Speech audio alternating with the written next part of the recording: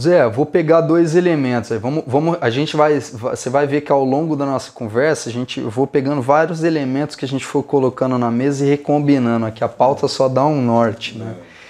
A questão sociocultural, a questão cultural que a gente está falando, e a gente falou bastante sobre consumidor, né? Vou me valer, vou revisitar aquilo que você disse em relação aos seus filhos não estarem usando carros.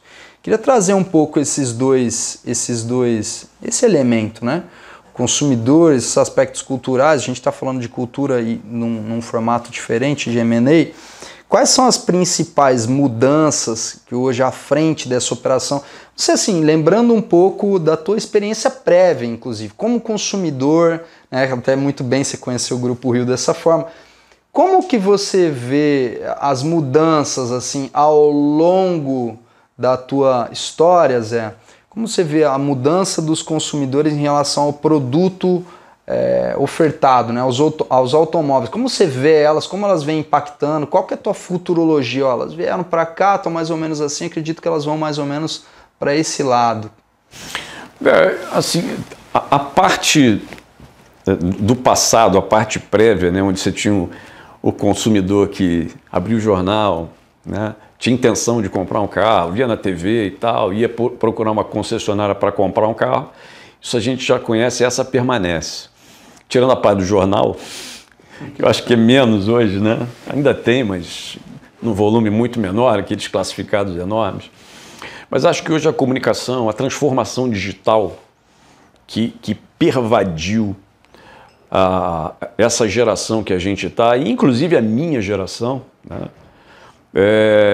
Ela está dando o tom de como é que as coisas vão se encaminhar. Por outro lado, tem uma pauta que, além da questão computacional, que em última análise, para mim, gera conveniência para o consumidor, e conveniência hoje é um valor. Você quer agregar valor para mim como consumidor, me deixa fazer o menos esforço possível, eu tenho o menos de fricção possível para poder executar uma compra. E isso, eu que sou de uma geração anterior, imagina nas gerações mais jovens, ninguém quer ter muito trabalho e o computador, as tecnologias digitais, elas te dão essa facilidade. Mas tem uma outra agenda aí, que é a agenda da sustentabilidade, por exemplo. Você hoje vê, as gerações estão falando em sustentabilidade de uma forma com muito mais fluidez do que a minha geração falava, e com consciência ambiental. Então, o que a gente vê hoje? Por exemplo, a gente está falando de veículos híbridos, né? Veículos elétricos, a eletrificação como algo que seja mais sustentável, independente da questão do descarte da bateria, que eu acho que tem uma conversa aqui que ainda não está sendo muito feita, mas e do custo também desses veículos, né? do preço final desses veículos, mas a proposta de sustentabilidade ela é sedutora para essa geração, para o novo padrão de consumo desse consumidor agora. Uma outra questão também que é extremamente... dentro da questão dos não poluentes, você tem o projeto da Toyota do carro movido a combustível a hidrogênio. Estão trabalhando nisso. E é uma fonte muito menos poluente até do que os elétricos e os híbridos. Então, assim, isso é um caminho que não vai ter volta. Tá? A consciência ambiental do público de hoje, nós, e eu me incluo nisso, a gente hoje prefere consumir coisas sustentáveis. A gente prefere comprar de empresas que você saiba que não estão produzindo trabalho escravo. Essa consciência, e ela é importante existir, é que está pervadindo a sociedade e o nosso segmento tem que estar atento a isso. Uma outra questão também que eu acho que é o veículo como serviço e não como fluxo, né? Usando um termo mais econômico, e não como ativo, né? É o uso, aquilo que você falou aí dos meus filhos, né? Citando um exemplo que eu dei aqui anteriormente. Carro por assinatura, né? Embora a gente ainda tenha algumas dificuldades burocráticas no Brasil, e aí também passa pela cadeia de suprimentos, enfim, mas isso é uma realidade. Trânsitos assim, enormes em grandes cidades como São Paulo, Rio de Janeiro, Aqui em Ribeirão eu gostei porque não tem muito trânsito.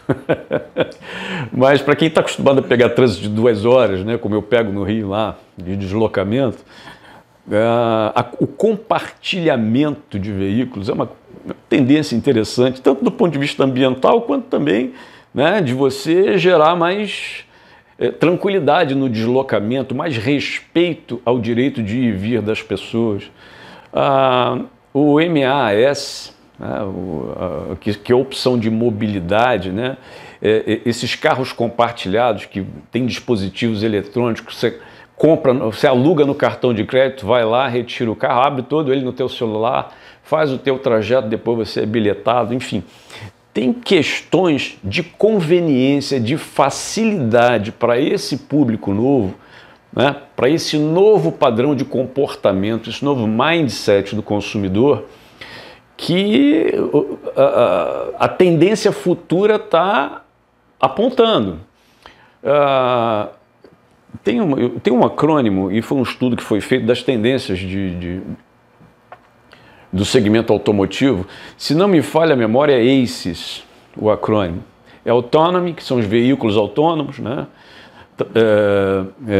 Conectividade. Connectivity, é isso aí, exatamente.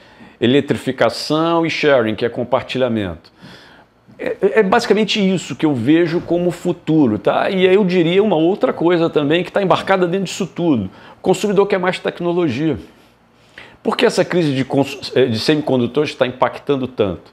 Você pega um carro hoje que tem pouca tecnologia embarcada, o valor percebido dele é muito menor para o consumidor.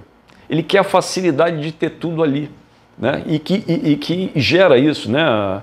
É o Wi-Fi, né? A conectividade dentro do próprio veículo, enfim.